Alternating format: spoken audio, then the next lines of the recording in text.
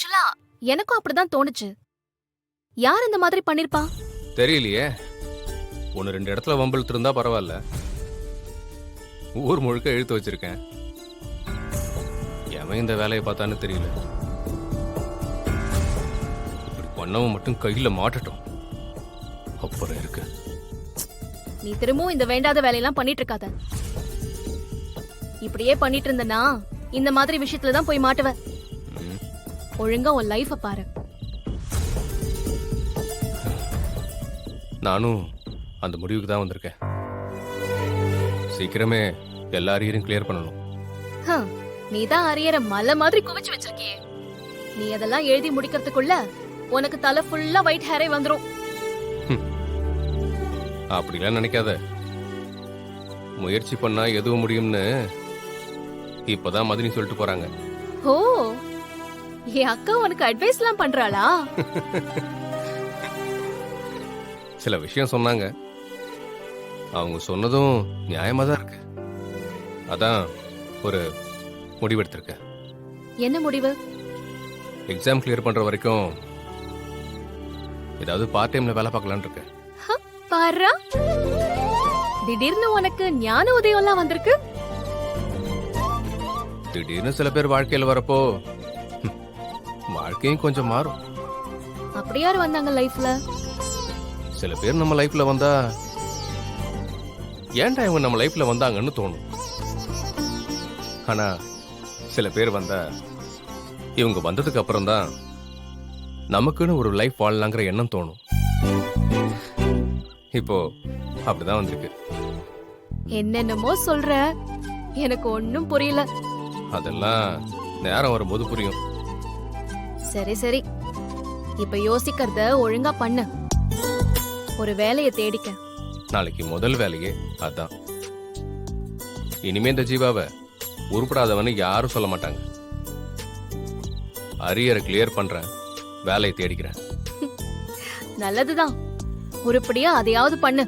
நாளையில இருந்து இந்த ஜீவா வேற மாதிரி மாற போறான். வேற மாதிரினா எப்படி?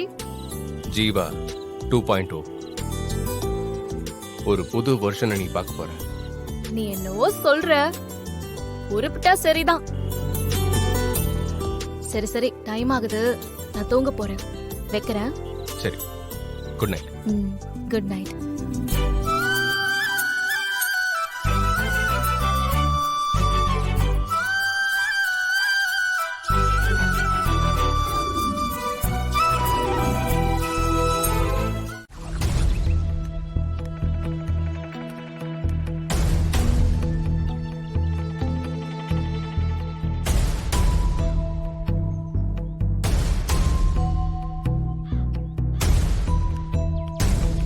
மீனாட்சி என்ன இங்கே நடந்து வரா?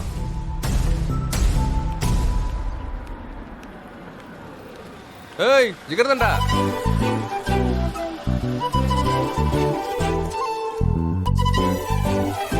என்ன வேலை முடிஞ்சுதா?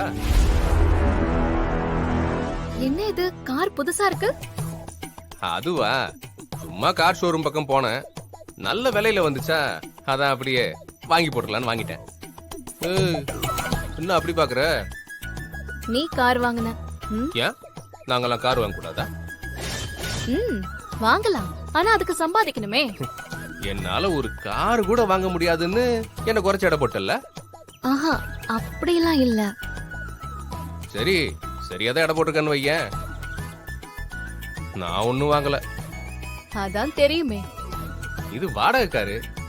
என் ஃப்ரெண்டு சொந்தமா டிராவல்ஸ் வச்சிருக்கான். அதுல இருந்து ஒரு கார் எடுத்து சவாரி ஓட்டு மாப்பிள்ளன்னு சொன்னான்.